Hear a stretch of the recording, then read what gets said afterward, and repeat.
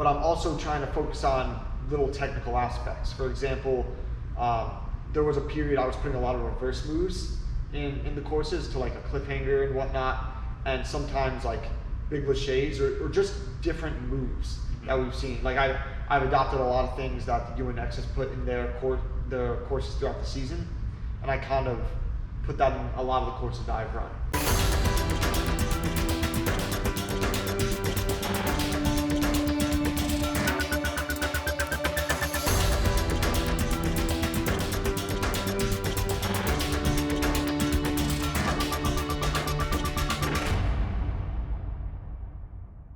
Hey, what's going on, everyone? Welcome to Ninjaverse TV, show where we take the best Ninja Warrior athletes, put them to the test. I'm Mike Ravert. I'm Jordan Thurston. And I'm Anthony DeFranco. There you go. So we got DeFranco here in the house. He just competed in our latest episode down at Center Court, and we're just gonna get his thoughts on the competition, his training, and everything Ninja Warrior related. Do you want to get us started by just talking about how you got into Ninja and how you've gotten to the place where you're at? Yeah, just like many people, I was watching Sasuke as like a younger kid, and I was like, hey, I think I can do that. I have pretty good body weight to strength ratio with my wrestling background, and I was like, that looks fun. But that was all the way back in high school. Had to go through college, and then after college, I was kind of looking for something new to challenge myself athletically. And so I was like, might as well try this ninja thing. And I kind of looked into it. It was like, where can I go? And then one Saturday, I drove down to Jamie Ron's gym. I trained there, and I was shocked at how difficult it was and how bad I was. Because usually I've been pretty good athletically at most things I try, but it was a new challenge because how important grip strength was a whole different, region for me, because I've never had to work on grip strength in any sport. So that's kind of where it all started. Started at Jamie's, then started going to M-Lab, and then from there on. Was that before you applied for the show? Yeah, so that was in 2015, probably around August or September. Okay. 2015. So graduated college in May, and then those 3 months I was kind of like not sure what I'm doing training wise with anything. Yeah. And then went to some gyms, started rock climbing, and then I applied for the show and got on the first year, and then kind of took off from there. Nice. You mentioned like other sports that you tried. What were some of them? So I guess from a young age growing up, my main two sports were soccer and wrestling. Wrestling was my number one sport. I wrestled from age 5 all the way through high school, and I thought I was going to go to college for wrestling. And then when I was a sophomore in high school, I started pole vaulting. Well, I started track. I was always pretty quick. In soccer, I just kind of chased people down. I didn't really have the skill set, like all the technical stuff. So I liked going fast. So I was like, track, let's try that. And then my old technology teacher in middle school, he was a pole vault coach. And he was like, oh, why don't you try pole vaulting? And I was like, okay. First year, I was atrocious, which was my sophomore year. I jumped 9 feet 6 inches. Second year, I started to learn how to bend the pole a little bit. And then I went, and eventually I made it to the state qualifier. Not the state qualifier, the state meet, and I jumped 13.6. So in that 1 year, I went up 4 feet. And I started getting a couple letters from colleges and a little bit of interest, and I was like, this is random, because I really never thought about pole vault as anything serious. And then my senior year, I quit soccer, and I really focused on both wrestling and pole vault, and I ended up winning the states in pole vault, and so I was a New Jersey state champion in that, and then I ended up doing pole vault at Rider University, and I was on the sprint team where I would do the 4x1. I was in the 60 meter, so really quick out the gate, and I like to fly up in the air. So then those two things kind of transitioned over to Ninja. Yeah. How do you feel like? I was gonna say, how do you feel like those translated to Ninja? Those skills? Pole vault a huge amount, I think, because it's a lot of aerial awareness. It's a lot of swinging. Obviously, it is the same motion, but you get that strength that you need to kind of lâcher from pole vault. And then from wrestling, it's all body control. So you're spinning, you're turning, you have to control everything, like all your moves. So I kind of, with those two sports combined, I think it really set me up well for ninja. Alright, that's fair. Very cool, very cool. So you said you weren't very good when you first like tried. What were some of the obstacles that were like tough for you at first? Like, did you go in? Did you like blaze up the warp wall and then like slip off cannonballs or anything like that? So like so I remember that first day Torres was there, and I was like, oh, Michael okay. Torres, right? Michael Torres, Yeah. and I was like, oh, okay, this kid, all right, cool. He seems like he's kind of good. And there was something, I think we were going through like a row of cannonballs and like a big pull up to like a bar or something like that, like in a row. It wasn't a long line, but I remember doing it and like I got it, and then like going through it again, I struggled. And then Torres was able to do it, and I was like, I was like annoyed because I was like, I should be able to do this. Like, what's going on? Because I've always been pretty competitive. How old was Torres at that point? He had to be like 20. Like, yeah, he had to be 20 or 21. Okay. Maybe, no, not even 21 yet. He was still 20. And so I was like, I was annoyed because I was like, coming from like a college athletic background, like I should be able to do this. But he just killed it. And I was like, wow, I have a lot of work to do. So that kind of lit a fire under my ass, and I really just started going at it, training really hard. Maybe not training correctly, obviously. So were you like back in the gym like the next day? Like, were you going like every day, or was it something that you'd only do like once in a while? Or? So I would only go to a ninja gym once a week because I lived in North Jersey. All like Pinnacle Parkour and M Lab were over an hour away, so I couldn't go there on a daily basis. So what I started doing for the first like whole month, I was just killing myself with calisthenics. I wasn't really focusing on grip. I didn't really know how to train properly yet. But every Friday, Greg and I, Greg Smith, we would go down to M Lab and we would train there, where we'd learn some techniques. We learned how to lâcher and all that stuff, all the basic things. And then I started rock climbing. And from the rock climbing, I was like, yeah, okay, this will be really good for my grip. But at that time, I didn't understand fully like how to get your grip stronger, or I understood how to work hard, and I pushed myself really hard in the climbing gym, but I didn't understand the difference between getting like bar endurance, like fingertip strength, and all those different, I guess, specific finger strengths. But I was training so wrong early on, just a lot of power, a lot of strength stuff. So early on, I was super powerful. Like I could easily pull myself up, grab something really high, but when it came to endurance, I was not there yet. So what do you think about it? So what do you think was different about Ninja Warrior that really like attracted you to it, and then wanted you to say like, this is what I want to devote a lot of effort to, and really get better in? What do you think was any aspects about the sport? I think because it was challenging. I've always liked challenging myself, and the fact that I really went in first day and I just felt morally, like, not morally, but I just felt awful. I was just like, I should be able to do this so much better. And so right after that first time, I was like, all right, I'm gonna train really hard. I'm gonna get better at this, and I'm gonna come back and be able to hopefully be better. So that it was really, in the end, just the challenge of it.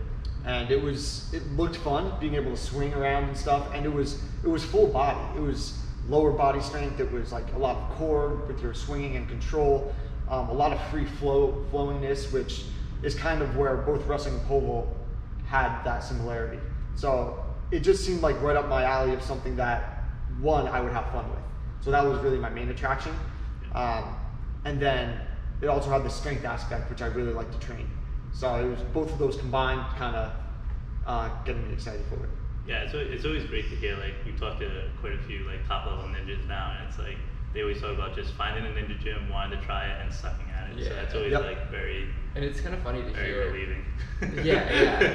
And it's funny because normally when I think people like try something and they suck at it, they're like, "This is stupid. I'm out." Yeah. I would say most of the population probably Yeah. feels the same way Yeah. about that. So then you said you were you training this hard before you got the call for Ninja Warrior, or did you get the call for Ninja Warrior and then you started training like that? Nah, right out the gate. Once after I went to Jamie's at PPK, I was training hard. Yeah. I was going super hard on calisthenics, climbing.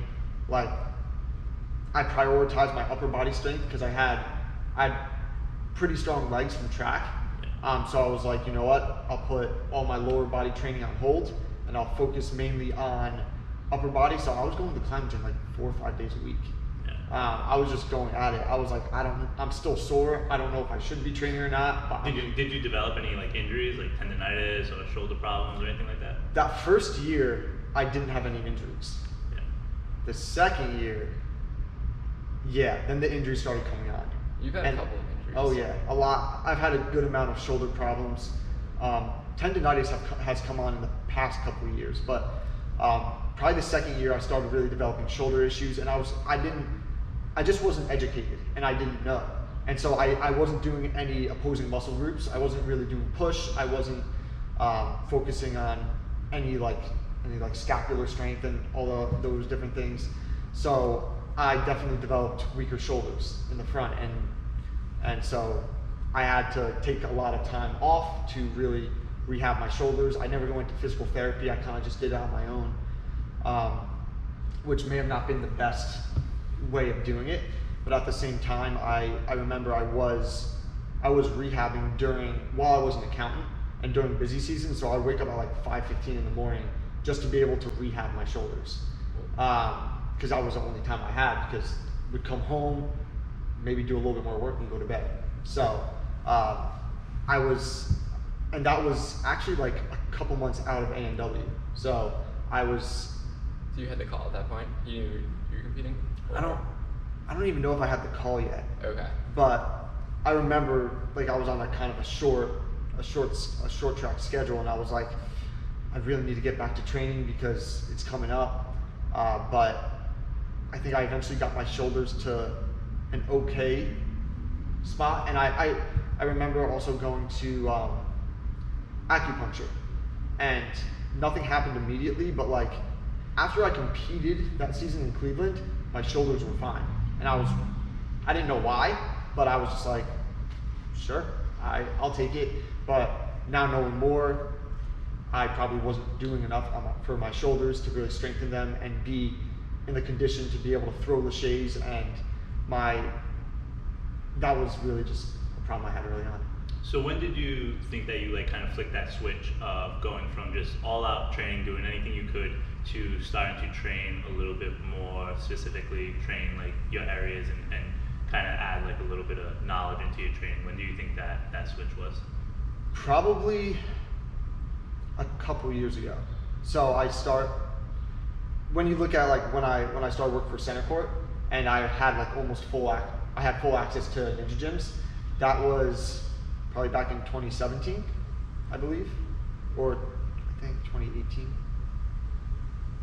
I think 2018. So 2018, I had full access to Ninja gyms, and I didn't even start training in the gyms all the time then. I still started doing my own strength stuff and everything. But then it was a year later, I was like, I need to focus on my endurance and my obstacle technicality. So all of last year, I just spent on obstacles. I was like, you know what? My power's gonna take a little downgrade, but I need to get better at technique. I need to learn how to lache better. I need to get all these different aspects of the sport down, because I've been working on strength the last 3 years, and I haven't been actually developing what is necessary to be at the top level. Especially when you look at the young kids, how flowy they are, how much they swing around so effortlessly. I was like, I do not look like that. So I was like, I really need to put the time in and all my efforts into focusing on becoming a better ninja. And how did you do that? So was it like implementing a very specific training routine? Was it coaching the kids that helped you kind of see what you needed to work on as well, or what would you say your main tool in developing like the obstacle technique was? Really just I ran a good amount of courses, and I also would come in some days with a focus on laches, because I could throw a pretty good lache, but I never had confidence to like connect laches and all that jazz.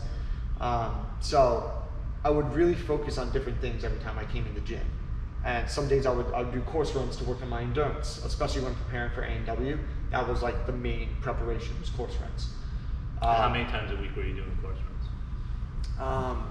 So before A&W last year, I was only training twice a week, Ninja specific.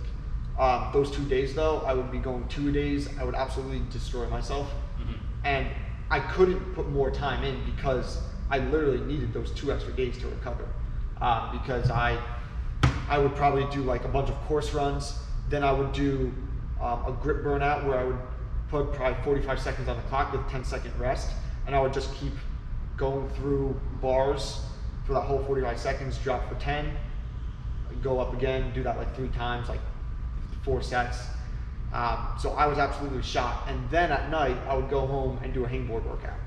So I was doing a lot. And so that was kind of an experiment in itself. And I did feel pretty strong for that next season. I felt really good about my strength. But that was really how I got better technically.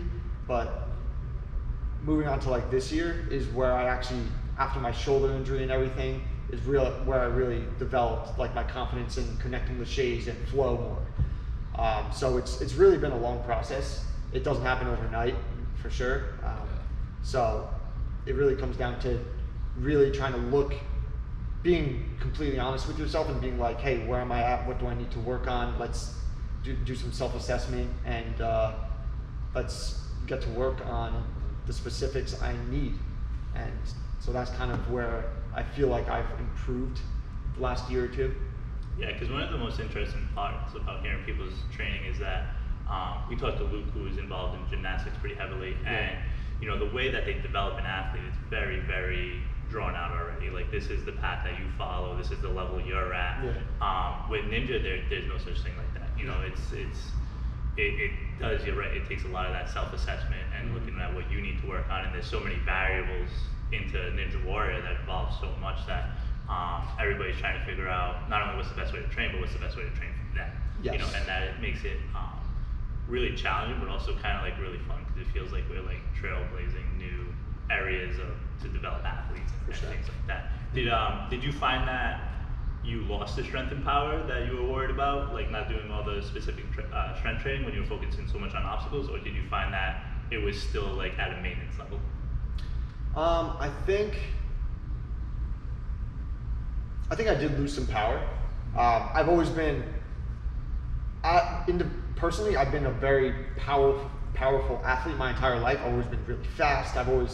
I like doing the power moves where you're able to just pull yourself up.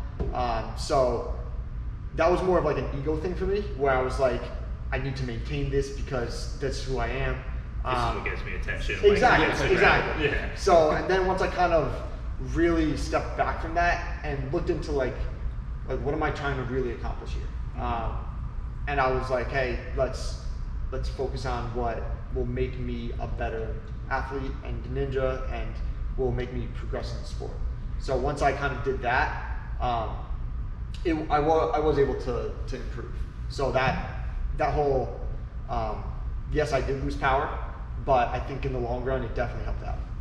I think that's a really good insight that you discovered for yourself, because most of Ninja Warrior lives on Instagram, and Instagram really promotes that kind of mentality of like doing the big flash moves, doing the tricks. And your whole training session is throwing something 15 times, getting one posted video. Exactly.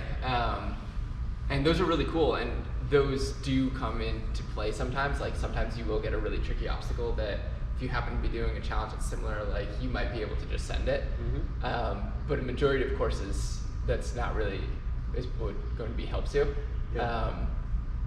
And in order to get better at the sport, like you have to be working those those things that you suck at, which is what you were saying before. So it's like you have to be working those slow balance obstacles, or you got to be working on connecting the shays. So that's good that you were able to learn that for yourself. Yeah, I mean, it took some maturity. Yeah. A lot of learning, but everyone goes at their own rate.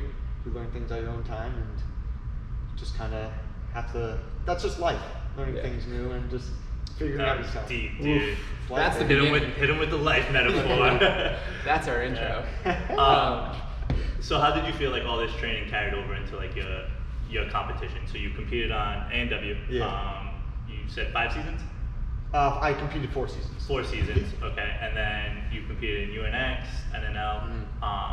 So all that training, how did you feel it carried over into the competitions? Like, did you feel physically prepared? Did you feel like you were missing the mental aspect of it, or even the difference between the 3 kind of competitions that you've done? Yeah. So I guess if we're talking about like this season, the most recent, this year I felt the most prepared. I felt the most calm going into competitions. In the past, early on, I wasn't good at balance. So whenever I would see a balance obstacle, I kind of didn't know how to approach it. So this year I had a lot more confidence on balance and kind of my entire skill set. So kind of looking at a course, I'd be like, all right, know how to do that. I was able, and my goal with my training, I was like, I want to be able to look at a course and be confident that I can do every obstacle. Because in the end, if you're confident that you know how to analyze, break down, and attack that obstacle, then the only reason for you to fail is if something goes wrong, if you make a mental mistake. So as long as you're confident, you're physically trained, I guess, if you have the physical strengths and everything, you do have all the pieces to complete a course. And so my goal was to complete courses.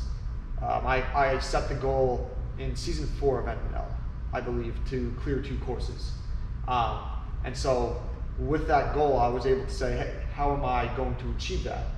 And I was like, okay, let's run more courses in practice. Let's work on my balance game, and that really helped me improve. I didn't complete the goal. I completed 1 course that season, so I just came up shy. But what course was it? It was TA Fitness. You were there. Oh, right? yeah. You got second at, right? Yeah, all right, I remember that. That ended with the Salmon Ladder, right? Yes. It was the flying bar. Exactly. All right, yeah, that was a tough course. It was. Yeah. So that was my one course completion, and I was super pumped about that because the last time I cleared a course was my first comp ever in season 1 at MLab. So starting the sport, I came out just as some random guy. It was my first ever competition. It was a speed course, so it played to my strengths, and I somehow won it. And I was kind of surprised, to be honest. But starting like that is exciting, but it's not always the best, because then it might give you that confidence that, oh, everything I'm doing is perfect, so let's just keep going with it. But I didn't clear a course until 3 years later. Obviously A&W was different, but when it comes to NNL, courses are a bit different, a bit more technical, in my opinion. So that was a big, I guess, breakthrough for me to start clearing courses in NNL. But I honestly don't remember the beginning of the question, what you asked me. Did you find like the NNL competitions prepared you more to make you more confident for A&W, or did you feel like your experience on A&W translated into more confidence in NNL, or did you find any kind of like correlation between your training and the competitions? So they're just a little different. NNL are, I think they're longer courses, a little more endurance and a little more technical because there's always like the static balance in it. But working that has helped me on A&W because I mean A&W for me came a little easier just because there's an agility obstacle which plays to me pretty well, and then the rest is all pretty basic, straightforward upper body things where you have to just explosive moves too. Exactly, and you just kind of have to swing in a straight direction. Where NNL sometimes you have misdirection, you're going sideways. So for me personally, going into that first season of A&W, where my mental was if I can do obstacles in like sketchy obstacles in ninja gyms for like NNL, these are well built obstacles on A&W that are super structurally sound and like. Yeah, they've never broken before. Yeah, I mean, well, they're just better. When they do break, they break.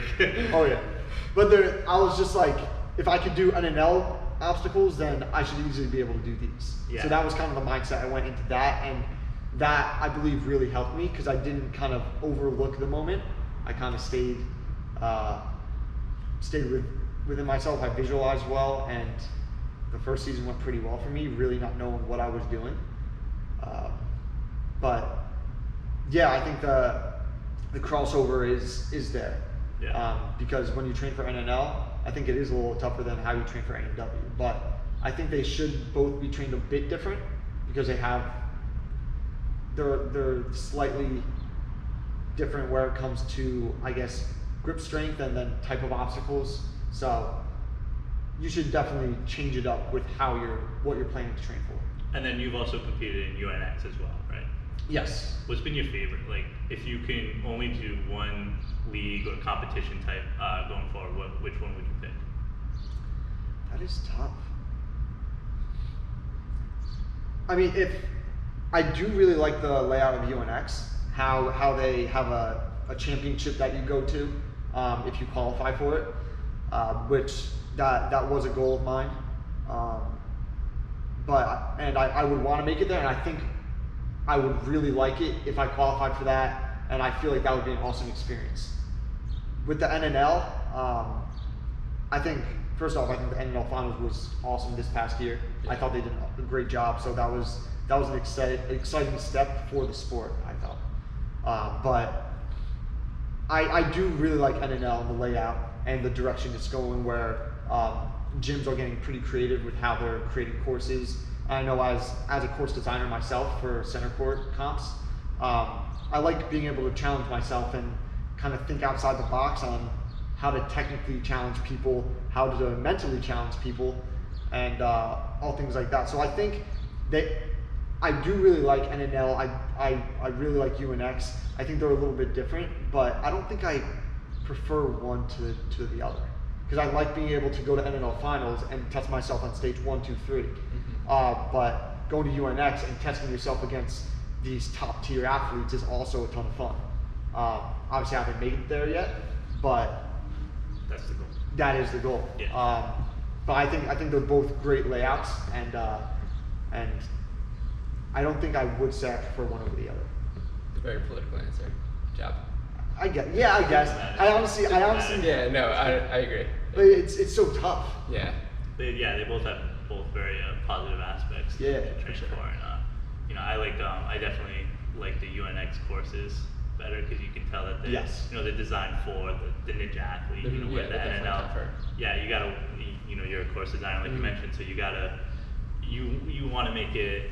You can't make it for everybody. You know that, but you have to have in mind that this might be somebody's first competition that they've only been training for a month, and you don't want them to feel like you're just gonna drop the hammer on them. Exactly. Where I feel like the UNX doesn't have to worry about that as much because you've designed a UNX course, a center course, and you've done NNLs as well. Yes. So when you're designing them, did you have a different expectation going into that? Absolutely. Yeah. Exactly. You basically nailed it on the head.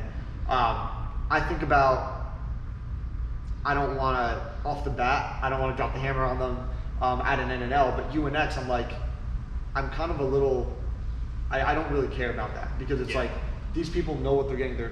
Mm-hmm. They're coming here to compete at a high level. They should expect hard obstacles. So, Greg and I were able to kind of put our heads together and be like, just not have as much pity, I guess. Yeah. You could say, and just be like, you guys are coming here to compete on hard obstacles. Let's get after it. We're gonna put you through the ringer and we're gonna test you. So that was our goal going into it, and we're pretty excited with the end product. But there's one thing I wish we did. We originally, I don't know. Do you remember the UNX course? Yes. Yeah. At center court. So the cliff when we had the shelf grab swung. And then you grab like the one side of it, turned around, and the shake to the other side. That was my favorite obstacle. Was it? Yeah, that was my favorite obstacle. Good to hear. But originally, that piece that you lached to at the end, that was on the opposite side of the truss. We moved it to the inner side because we were like, I don't think a lot of women are gonna make that lachet because it was 2 feet further. Yeah. In hindsight, I wish we did keep it, but because I think with that course, a lot of people easily got to the back end and then they got to the sky bars and that's where everyone was going out. Yeah. I wish it was more balanced, where more people were going out in different areas of the course. So I think that was that also made the episode of UNX a little less exciting because it was like everyone's just making their way through it. Yeah, and it was like, oh, here we go, sky bars. So when say like, all right, you designed the NNL course, your expectations are you want it to be, basically progressive, Yes. with people get a little bit further, and then the UNX is the expectation is you are an athlete, you should know what you're doing at this point. Correct. What about when you train courses? When you design, what's your expectation for that? Are they built specifically for you, or do you, design them with a certain goal in mind or anything like that? For a training, you said? Yeah, for your training. So You're gonna go into the gym, you're gonna run this course Yeah. like 4 times. Would you set up more of like the NNL course, more of a UNX course, more of a course for like somebody else, and you try to do your best on it? What's your mindset going into that? So going to that, I'm really trying to make a pumpy course. So I'm really working on my grip endurance because doing courses that's something I want to improve. But I'm also trying to focus on little technical aspects. For example, there was a period I was putting a lot of reverse moves in the courses to like a cliffhanger and whatnot, and sometimes like big lachets or just different moves that we've seen. Like I've adopted a lot of things that the UNX has put in their courses throughout the season, and I kind of put that in a lot of the courses that I've run. Because those little technical aspects is where the sport is going. And if you don't have the reverse grabs down, if you don't have the weird, I guess what was it called, the boot scoot, where you grab the ball and you have to bring your hips up. Yeah. I haven't read that. There we go. Just boom. But yeah, so those types of things I throw in the course, and I try to be as creative as I can. But sometimes when you create so many courses at the same place, you kind of run out of ideas here and there. So sometimes you are doing a lot of the same stuff. I find it's easy to kind of fall into a trap. Correct. Just when you have that much experience, you know what you're capable of. So sometimes like when you design a training course, you kind of lean towards that a little bit. So sometimes I like having other people just say like, this is the obstacle I want to work, and then forcing myself to put that in the courses that I want to train. So it's like similar to a competition, you don't have any say over what obstacles you're going to be doing. So that does happen where if you're in the same gym all the time, it's tough. For sure, you almost get a little into a format of like, usually it starts with this, go through something like this, and then you get to this end, and then you end with some sort of strength burnout. That's kind of how it went for my courses for a while. So I was training with Claffey and Mike Kuzma for a good amount of time. So we did a lot of different courses. But yeah, you really have to stay creative and kind of challenge yourself. If you're training for UNX, do you change up the way that your course is going to look as opposed to if you have an NNL coming up?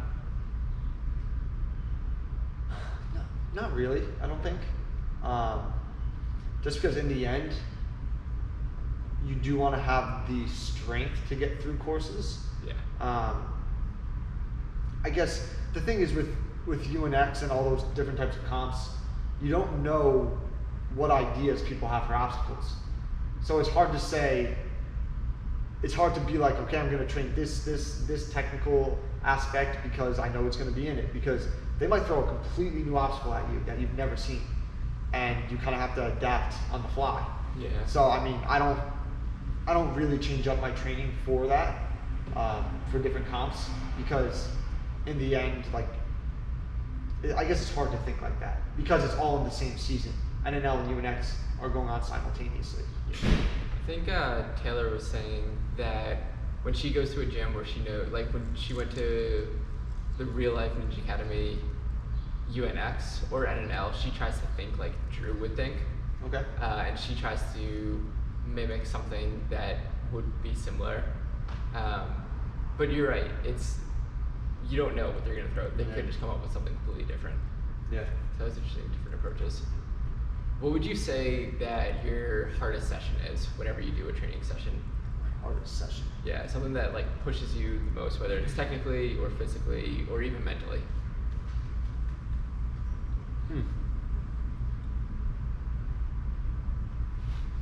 Right. Well, I mean, probably when I was training a couple of years ago for A&W, when I was doing my course training, and then I would do my grip burnout with like the 45 seconds on, and then I would do like more pull-ups afterwards.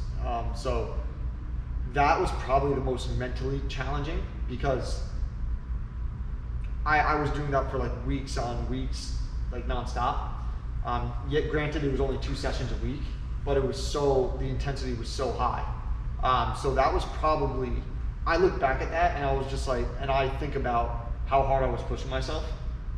Because right now I'm in like kind of a time where I'm letting myself relax a bit, because I'm not really super strict on my training. I'm just like, I need a little bit of a break. But that's what I look back at, and I'm like, I was going all out at that point in my training. Do you think you'd do sessions like that again for any like upcoming competitions or seasons? Maybe. What I've started to do, so that was 2 years ago.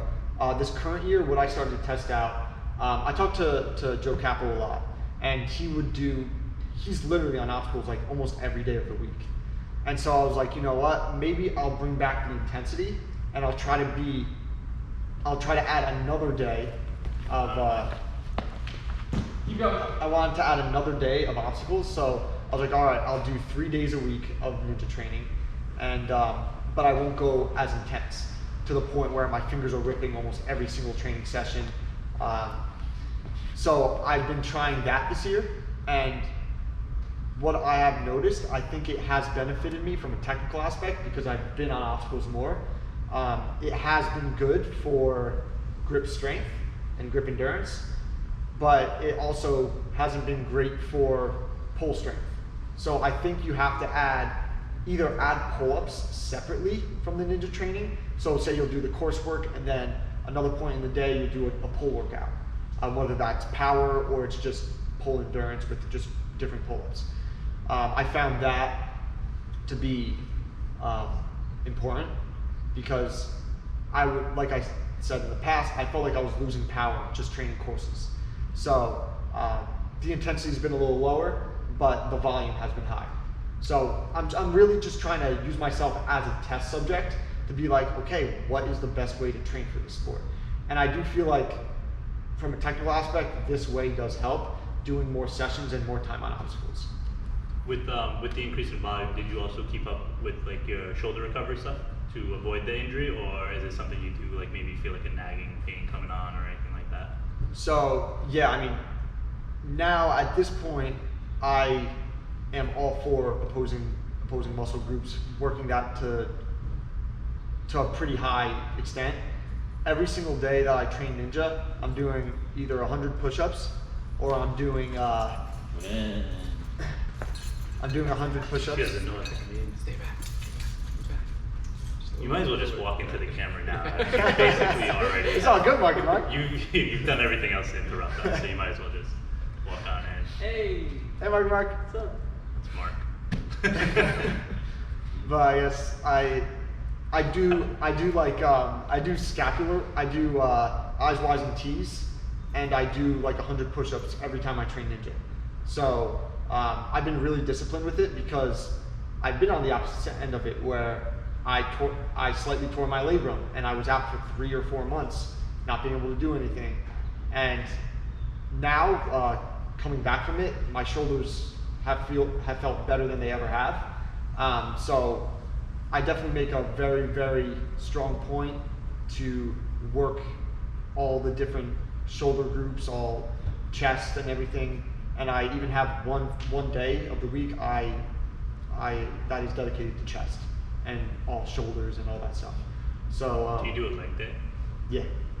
Nobody ever does a leg day. Yeah. That's like Yeah. no sport. And they're just like, all right, Yeah. bad boys. I got my the track background. I can't just let it go. You do like sprints and plyos, stuff like that. It changes up sometimes. Sometimes I focus on balance, but then I usually do some sort of like either like interval training, or like plyos and stuff like that. So I really change it up. Deadlifts. Exactly. Cool, man. You want to get into the spoiler section of his episode? Yeah, let's do that. All right, we're gonna jump into spoiler section. So you competed on center court competition, which is the most recent one that just Yep. aired. What were your thoughts on the multiple event format? What were your thoughts on the competition in general? It was a lot of fun. There hasn't really been anything like it. So going into being able to one, do a course, which everyone loves to do. Then for us, we had the jumping spider and the cliffhanger. It was a lot of fun. I mean, jumping spider for me I wasn't super excited about it because moving the trampoline back and back does get a bit sketchy. Yeah. But the cliffhanger was a ton of fun, being able to race on that. But it was a really fun format, and I hope to be able to keep doing it, because when you go to NNL, you're there for 4 hours, and you're doing one course run and you play on obstacles a little bit. This way you're challenging yourself against a small group of people in different events. And because the jumping spider was so much different than the cliffhanger and the course, it's almost like how it's a stage 1, 2, and 3, but just different, because everyone has different strengths. So being able to do that was fun. Which out of those events was your favorite?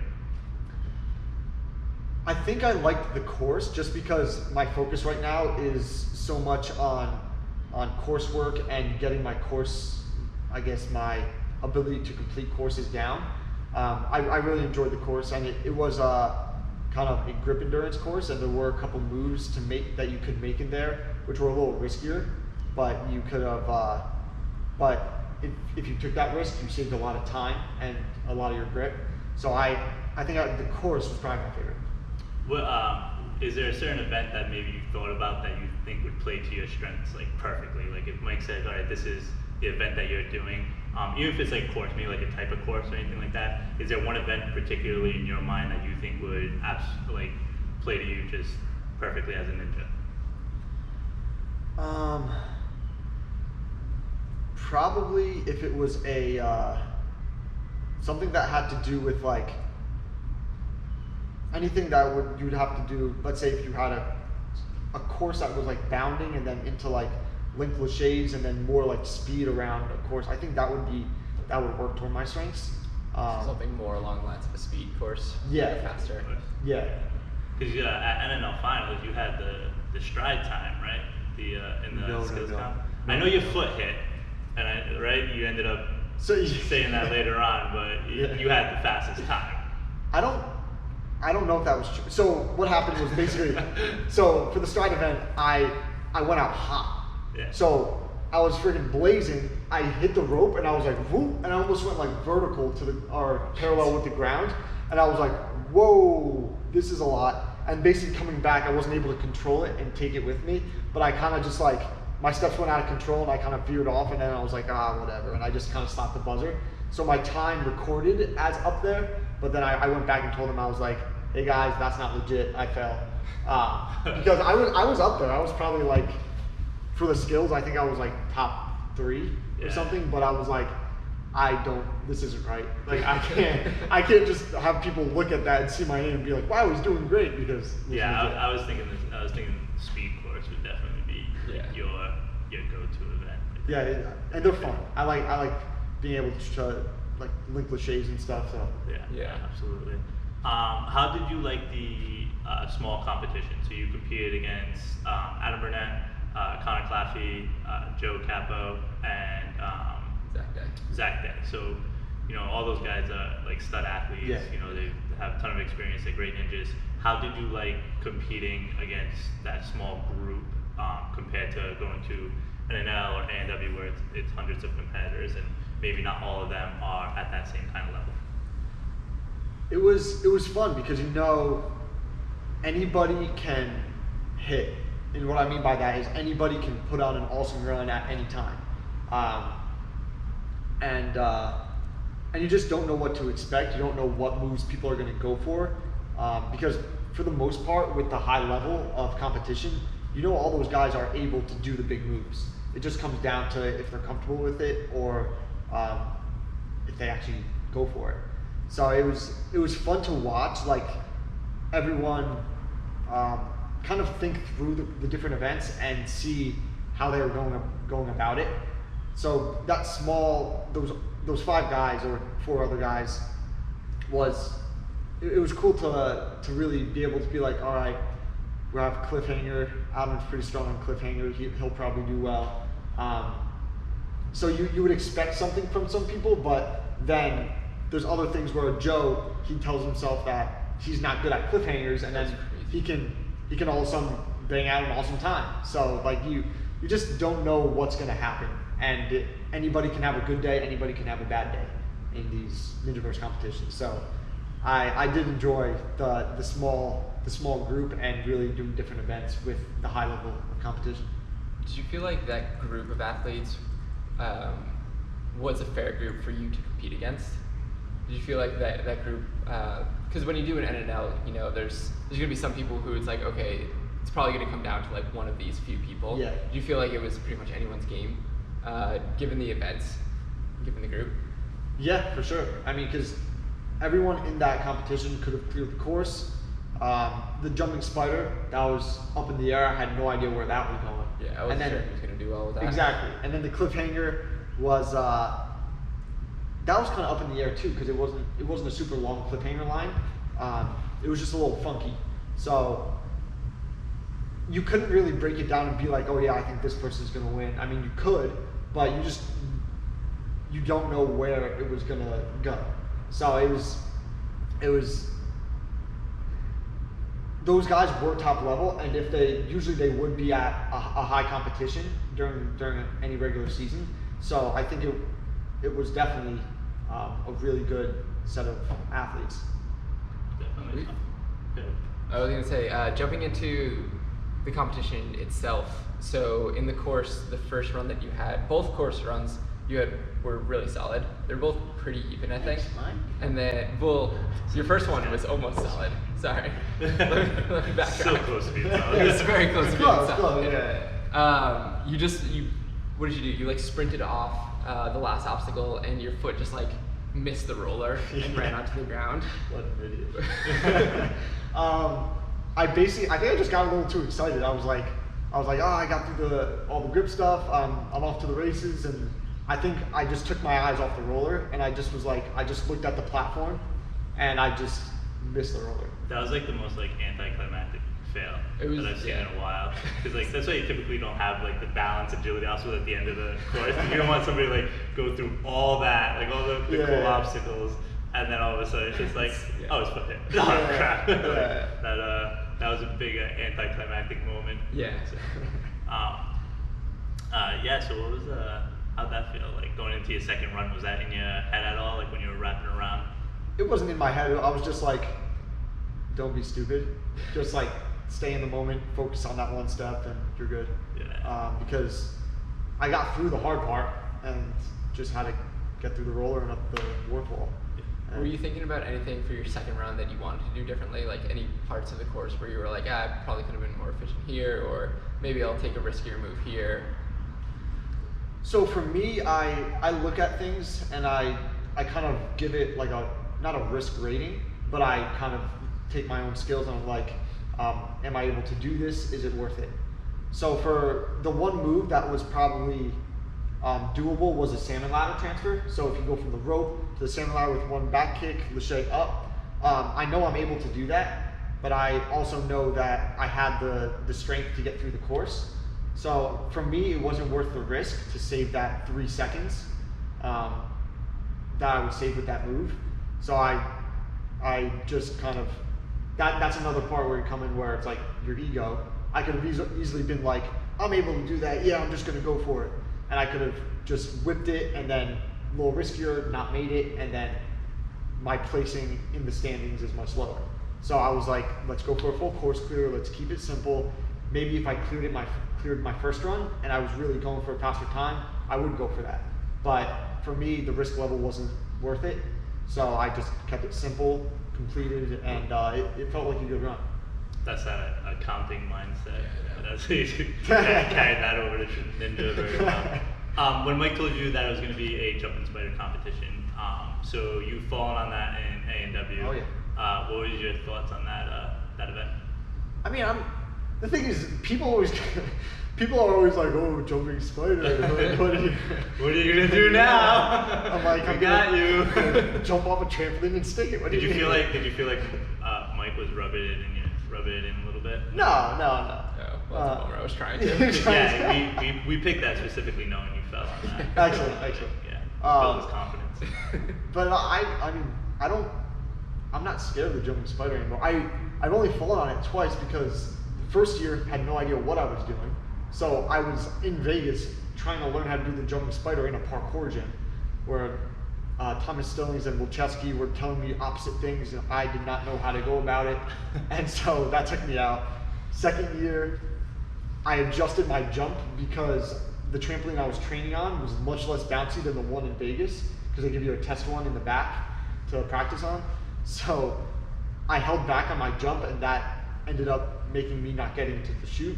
Otherwise, I'm pretty sure I would have stuck it.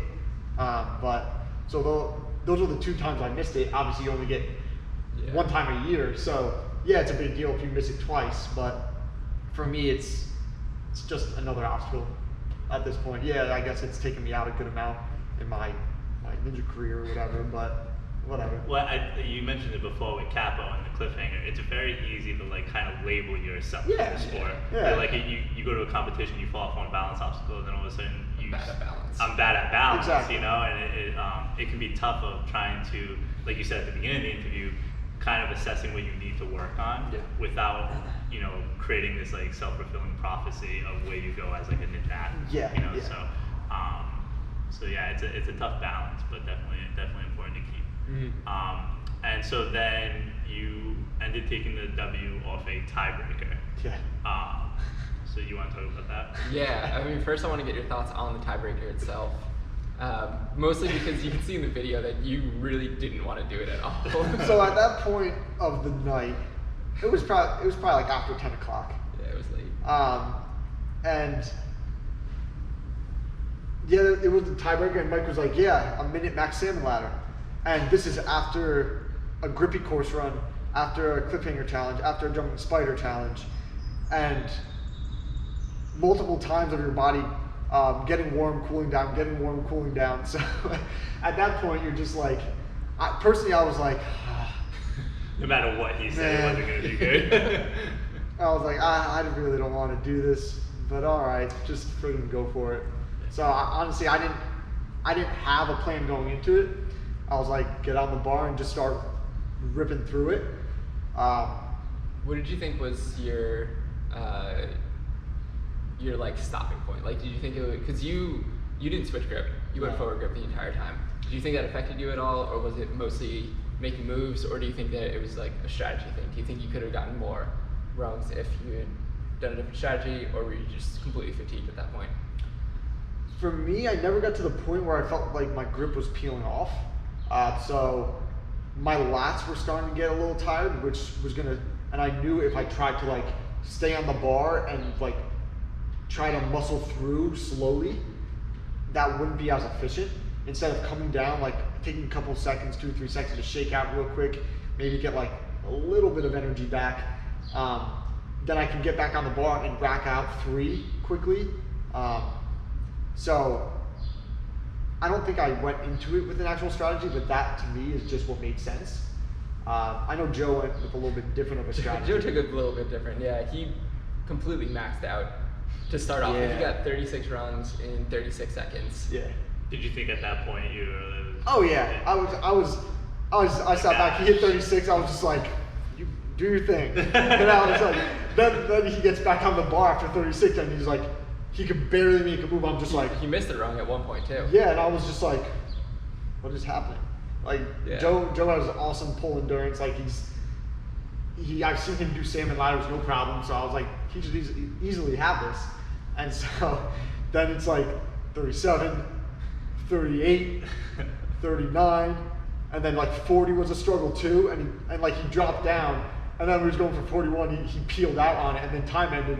I literally, I think you can hear in the video, I like cackled, like laughed. I was like, there's no way that just happened. Like, and I think, well, I thought he should have beat me, in my opinion. I think he had the ability and everything to just toast me on that. But like, I didn't think that was real. Like, it didn't seem like that should have actually happened. Yeah. But it was fun. There was like a split second in my mind whether that run counted or not. Because in my first thought, I was like, oh, he just got 41. We just have another tie. But Yeah. I was like 2 minutes Salmon Ladder move. Yeah. Tiebreaker. And that's what I was afraid of when I saw him creeping toward 41. I'm like, I'm not doing another. I'm not doing another. Especially after tying on the jumping spider, Yeah. tying in the event. It's Yeah. like, all right. So you have more tiebreakers than events at that Yeah, point. exactly. Right. All right. So now that you're familiar with the Ninjaverse format, is there any ninja that you can think of that you would love to compete against? And if so, which event would you choose? Honestly, I think I would like to challenge myself and some of the young guns. They're wild. Who? Call Um, them out right now because Yeah. they need to learn their place. oh yeah. Okay. I know you see Jay Jay Lewis. throwing himself around like a rag doll. It doesn't even look like. It doesn't look real. Yeah, Yeah. it looks like it's Photoshop. You pray that his shoulders are put together somehow. Well, he only weighs like 62 pounds. Yeah. I don't think it's gonna be a problem for him for quite some time. But like, I think challenging myself into like some sort of Lachey based thing against him, because he's pretty damn flawless when it comes to that. Yeah, Like so- Max Lachey or like a Lachey style course. Like a Lachey style course, I think. Okay. Just to see, just curious how I'll do against his, I guess, expertise. Yeah, because I definitely think you'd be top notch in something like that. Yeah, I don't know he's anybody who's tough to probably beat. better at Lachey's. I can't think of anyone. Pretty nasty. Alright. Yeah. And then to end the interview, so we asked each person we have on to rank these obstacles. We could do from least favorite to most favorite, or you can go the other way with it. But there's 5 obstacles. There's the salmon ladder, there's the warp wall, cliffhangers, then there's the jumping spider, or Lachey or trapeze type obstacle. Okay. I would say Lachey trapeze would be top for me. So that's your favorite. Yeah. I've grown to really like that stuff. It's just fun. Then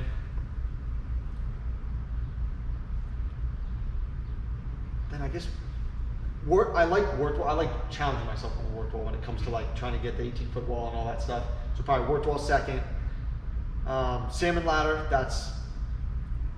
It's a pretty straightforward and basic obstacle, but I have grown to like it more now that I'm doing more and more obstacles. It's become more fun. Then probably cliffhanger. What else is on there? Jumping spider.